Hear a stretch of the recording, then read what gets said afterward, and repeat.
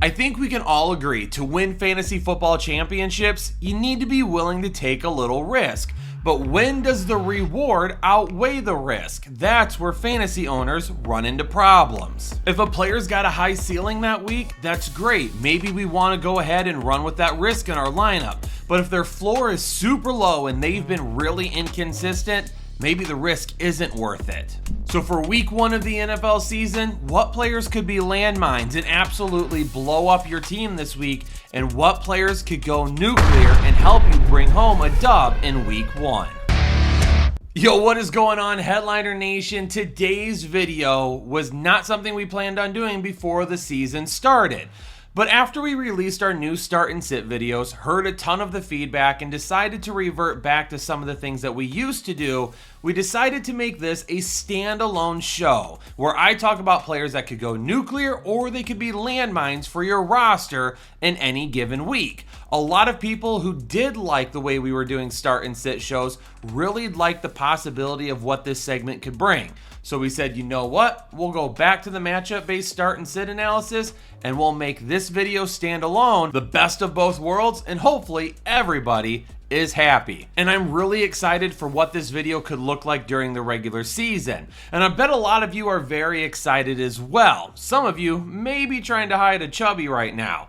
But I'm not, because I decided to put on my Chubby shirt for this episode. And in 2025, Chubbies joins the Headliner Nation family as we help them launch their new NFL line. And if you've never bought anything from Chubbies before, they are so comfortable. You could wear this thing while you're golfing, at the lake, a casual day out with the family.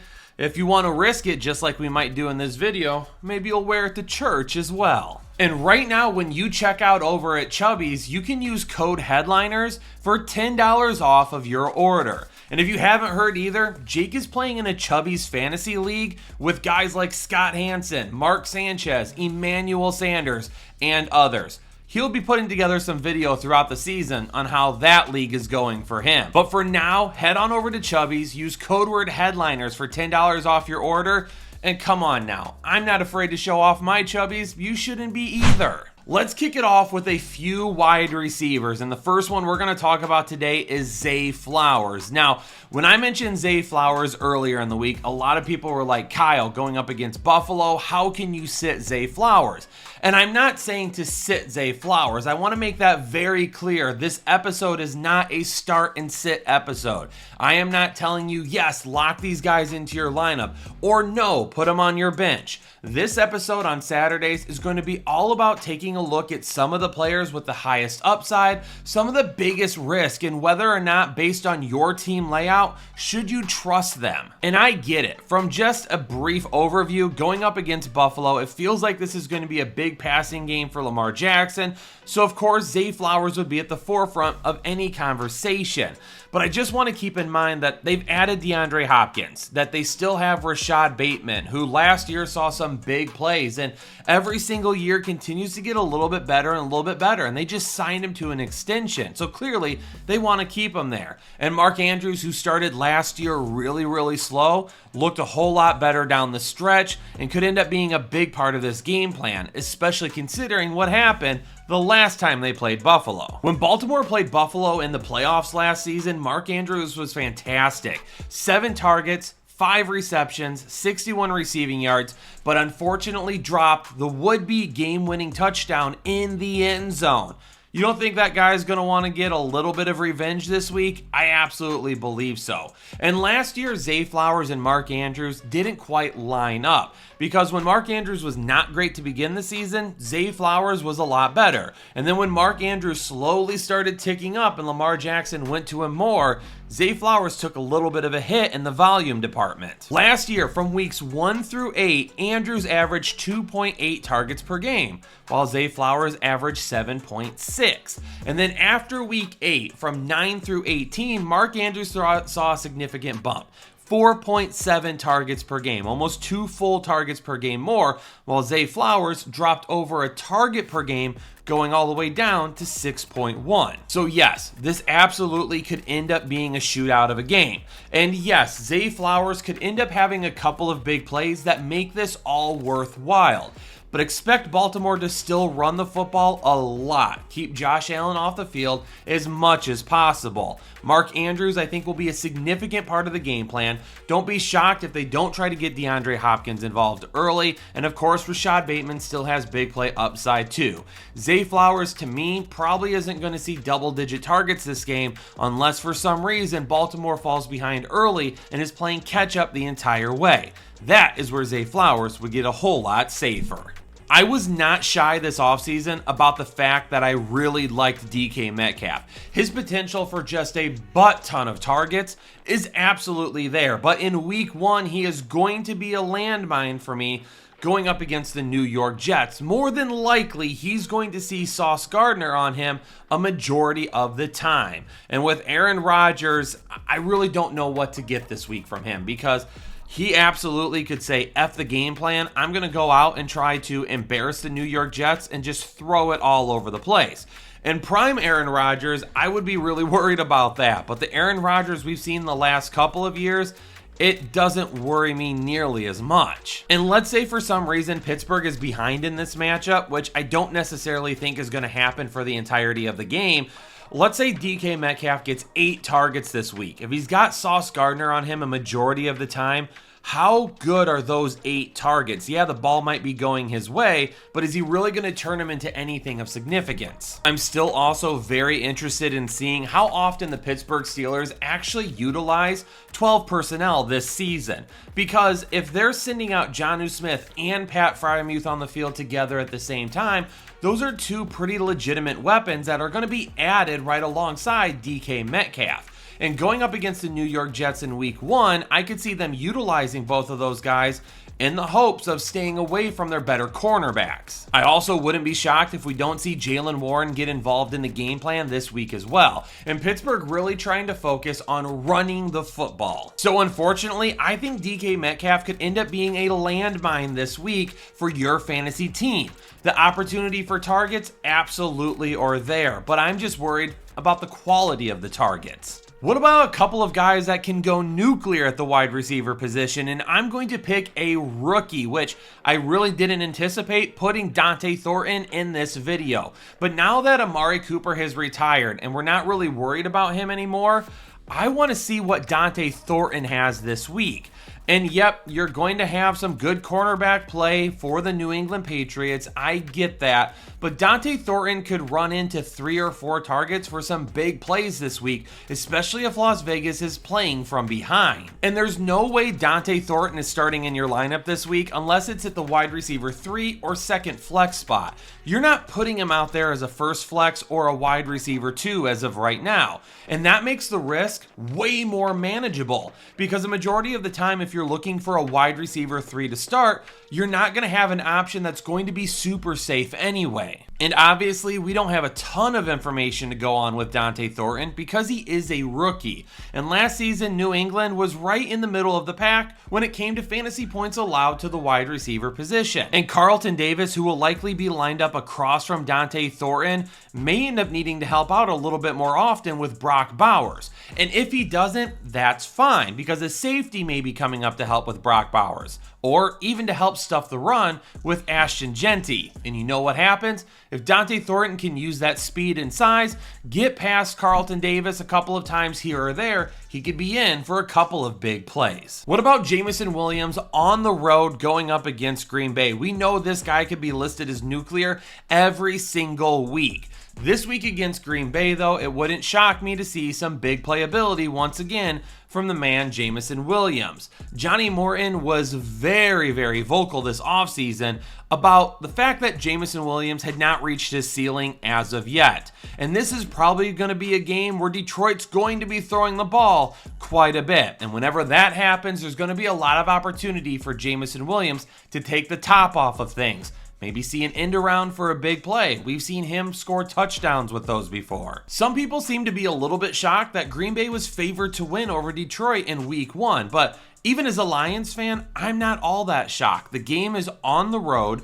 Green Bay is better. Detroit has a lot of question marks, especially on the offensive line and with a new offensive coordinator. And even though I don't think it's going to be that big of a deal, it doesn't shock me that people feel like Green Bay could probably get the best of Detroit this week. This is going to be a back and forth game. Best case scenario, the Detroit Lions stay in a neutral game script with Green Bay. They end up pulling it out at the end, but it's one of those games that are back and forth the majority of the time. Worst case scenario for Detroit, they end up being behind by a score or two for a majority of the game. The defense just doesn't hold up as much as they would like it to, and the offense is a little shaky to start. But you know what? That would be worst case scenario for the Lions, but if you put Jameson Williams in your lineup, probably not the worst case scenario for you. All right, let's move on to the running back position. And TreVeyon Henderson is the first guy that I'm going to talk about that I think could go nuclear against the Las Vegas Raiders. Now, against the Raiders last season, they only allowed 19 fantasy points per game, which was tied for 17th in the league. So teams weren't scoring a ton of points with their running backs against Las Vegas last year. But TreVeyon Henderson, I'm more excited about his usage in the passing game this week. Is Ramondre Stevenson going anywhere? No, he's not. But when you see how well TreVeyon Henderson played in the preseason and did in training camp, you got to expect that he's going to have a much larger portion of the pie than what we originally anticipated after he was first drafted. I think Ramondre Stevenson is going to be a thorn in the side for anybody that starts TreVeyon Henderson. But with his big game ability and his potential usage in the passing game, that's where the nuclear designation will come from, because we already saw it. He took the opening kickoff, his very first NFL game, all the way back for a touchdown. He can make plays in the passing game. Or if he gets 10 carries a game, every time he touches the football, there is an opportunity to break a big play. And going up against Las Vegas in week 1, it's not the most formidable of matchups where you'd be really worried about TreVeyon Henderson. I think this week, even if Ramondre Stevenson ends up seeing the most touches, TreVeyon Henderson has the best big play ability on this team right now. And for New England, when you're playing Las Vegas, you might need to try and hit a home run a couple of different times in this game. What about Aaron Jones going up against the Chicago Bears on Monday Night Football? I could definitely see him going nuclear this week. Last season, the Chicago Bears allowed 22.7 fantasy points per game, 7th most in the league. And also, if you've noticed throughout the video, we've been listing the floor, the ceiling, and the average fantasy points per game for each individual player as well. And for Aaron Jones last season, his floor was 4.8. His ceiling was 23.3. So that's why you are seeing the nuclear designation here, because Aaron Jones is going to continue to be that type of guy. He is not a tier 1 running back.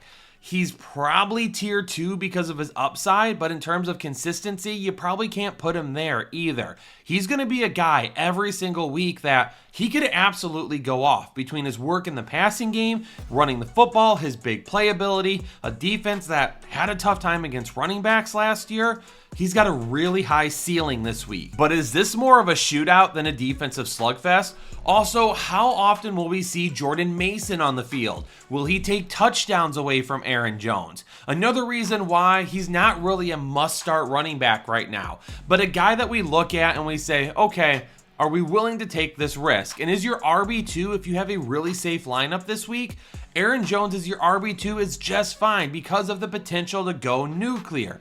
Just know that at any point in time, unfortunately, Aaron Jones could also be a landmine. I hate to do this in week 1, but Devon Achane is going to be a landmine for me this week. And there's a couple of different options why. Again, this is not a start and sit video, and because I put him as a landmine doesn't mean you should sit him. But if you have him on your team, you should be ready for the fact that things could blow up in your face in week 1. Devon Achane has been banged up. He is a guy that has missed time and is with a soft tissue injury. So you have to wonder in week 1, how limited may he end up being? The good news is Jalen Wright's not playing, so you don't have to worry about Jalen Wright taking touches away from him. But Ollie Gordon has looked really good in the preseason, and because of that, he definitely could end up seeing a few more touches than what De'Von Achane owners would love to see this week. And what if Miami is just clearly better than Indianapolis this week? And what if they're ahead by a couple of scores? If that happens, you could see De'Von Achane coming off of the field a little bit more often. Last year, De'Von Achane's lowest performance was 2.2 fantasy points. His highest was 28.1, but his fantasy average was 15.34. So he was definitely right in the middle of that area. But based on some of those lower performances, especially without Tua, we have to be just cognizant of the fact that they could just say, hey, we dealt with a lot of injuries last year. We don't want to do it again this year. We know how important De'Von Achane can be to our team. Let's just go ahead and give him some extra rest this week. Let's not give him a full workload. And oh, hey, we're up by a couple of scores. Let's see what Ollie Gordon has instead. I don't think it's a shock for anybody that Breece Hall is going to be a landmine for me in week one. Number one, you're going up against Pittsburgh. They only allowed 18.4 fantasy points per game last season, which ranked 22nd in the league. Breece Hall averaged 13.27 fantasy points last year with a broken down Aaron Rodgers and a coaching staff that just didn't seem to know what they were doing on offense a majority of the time. This year, things could end up being a lot better for the New York Jets. And while they could get better as the season goes on in week one against Pittsburgh, I don't think that's something that I'm super excited about. Now, based on where you drafted Breece Hall, you got to play him. Like, how many of you out there are actually sitting Breece Hall because you feel that you have a much better option that you drafted after him? If you do, let me know down in the comments. I would be very interested in knowing who drafted Breece Hall, but in week one, you can afford to sit him because you've got somebody else that can play in his stead. Breece Hall against Pittsburgh is not a great matchup. The hope is that he either has a big run or two, or he gets a decent amount of work in the passing game. But Braylon Allen is going to get work as well, and the New York Jets have made it known that they expect to use two running backs a majority of the time, giving Breece Hall some rest and letting Braylon Allen run out there. So in week one, we'll get a really good look at how worried we should be about that split. What about a couple of tight ends this week? David Njoku, for me, definitely has the potential to go nuclear. Going up against the Cincinnati Bengals, who allowed 13 fantasy points per game last season, the most of any other team in the league. And with Joe Flacco at quarterback and Cincinnati being as good as they are on offense, this could end up being a great shootout. I don't know how much Joe Flacco has left in the tank, but hopefully it's enough to get David Njoku the ball on a consistent basis. Now, having Jerry Jeudy there and having Cedric Tillman healthy definitely could take away from David Njoku. But the biggest issue that I see right now is Harold Fannin Jr.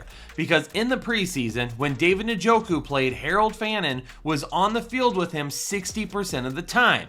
It almost felt like Cleveland was thinking about moving to a 12 personnel format this season. I don't know if they're going to stick with that. And if they don't, how often does Harold Fannin come on the field for David Njoku? Are they on the field together, but maybe David Njoku splits out wide and goes into the slot? That would be great. I wouldn't mind that at all. But we don't know that as of yet. So for me right now, with David Njoku in week one, he's going to be a little bit riskier, but he's got a ton of potential. And he could absolutely go nuclear in a game where Cleveland is going to be passing the ball probably quite a bit. I'm really sorry, Pittsburgh fans. I don't want to put Jonnu Smith as a landmine this week, but I got to do it. He was a sleeper for me last season. So listen, Jonnu Smith, I was all on board with, and I have been waiting for the Jonnu Smith breakout for quite a few years. I just hate that Pittsburgh traded for him. Why couldn't he have stayed in Miami where he could get a ton of targets, and then Pat Freiermuth could have gotten a ton of targets in Pittsburgh as well? I just don't know how this split is going to work out. And the New York Jets only allowed 8 fantasy points to opposing tight ends last season. That was 25th in the league. So they were very good against tight ends. Does Pat Freiermuth get the work in the red zone? Does Jonnu Smith get the work in between the 20s? And again, like I mentioned with DK Metcalf a little bit earlier in the show, I just don't know what this offense scheme is going to look like to start 2025. Jonnu Smith could end up seeing a decent amount of targets. He could end up being just fine. But because we don't really know the split between him and Pat Freiermuth or exactly how they're going to scheme up having a couple of tight ends right now, I think we have to be really cautious about him in week 1. If you have somebody that's a little bit safer than Jonnu Smith, even though he has substantial upside as a pass catcher and playmaker, you might want to go with a safer option if you don't feel like the risk is worth it. I gotta say, I am not a fan of Caleb Williams in week 1 going up against Minnesota. Last season, Minnesota only allowed 16.2 fantasy points per game to the quarterback position. That was 25th in the league. They were already fairly good at creating turnovers and limiting the upside of opposing quarterbacks. And by the way, I think their defense is better this year than it was last year. Caleb Williams, to me, has a really tough matchup on Monday Night Football, and you can see the splits. His floor last season was 7.2 fantasy points, while his ceiling was 29.6. He averaged 15 fantasy points per game last year, but he was really up and down throughout the season. He would have some really good games, then he would have some games where he just didn't get it. And we already saw it this preseason. He's still taking sacks, and he shouldn't be. He needs to be growing in that area, and he needs to be getting outside the pocket, and he needs to be reading his wide receivers a whole lot better. If Minnesota can get after Caleb Williams, and they can create some turnovers like they did last season, his floor is really low. While if this ends up being a shootout and he throws a couple of touchdowns and throws for over 300 yards, he's going to have a decent ceiling as well. I was all on board the Atlanta stack this offseason. Give me Drake London, give me Bijan Robinson, Michael Penix is a sleeper. I'm all over the offense. I think it's going to be really, really good this year. And Michael Penix, to me, could go nuclear in week 1. He's got a Tampa Bay defense that allowed the 4th most fantasy points to opposing quarterbacks last season with 20.6 points per game. Now, the big thing is Darnell Mooney. Now, Darnell Mooney has been banged up, and we really don't know how he's going to look with his injury to start the season. So that is a weapon that they could end up missing. But we're going to see a whole lot of Drake London. We're going to see a whole lot of Kyle Pitts, potentially. And we're going to see a whole lot of Bijan Robinson. And this is a game where if Tampa Bay's offense plays well and puts up points on Atlanta, Michael Penix is going to have to throw the football. And with that type of volume going up against a defense that struggled to stop quarterbacks last season, we could be in for a pretty solid week in week 1 from Michael Penix. Headliner Nation, another part of this video you can expect to see in future weeks will be more of the confidence rating system that we developed over the offseason here at the Fantasy Headliners. It was going to be something that we made a part of the start and sit analysis, but once again, when we decided to make that change, we said, you know what, let's put the landmines in the nuclear section in its own video, and we'll also talk about the competency scoring system in that video as well. I'm really excited for the start and sits. You're going to get a ton of knowledge in those videos for every single player on every single team. But this episode on Saturdays is where we're going to dive into some of the riskiest players for the week. What could we see in terms of their upside? What could we see in terms of their floor? Should we risk it with them, or should we go ahead and put them on the bench and maybe look for a safer option? This video is also going to be a ton of fun, so hit the like button down below. Turn on the notification bell so anytime we drop new content, you'll know about it right away. And of course, you'll want to know when we go live too for the 2025 season. Headliner Nation, stay safe, stay healthy. Don't forget about your chubbies, and I'll see you on the next episode of the Fantasy Headliners. Analytics off the chain.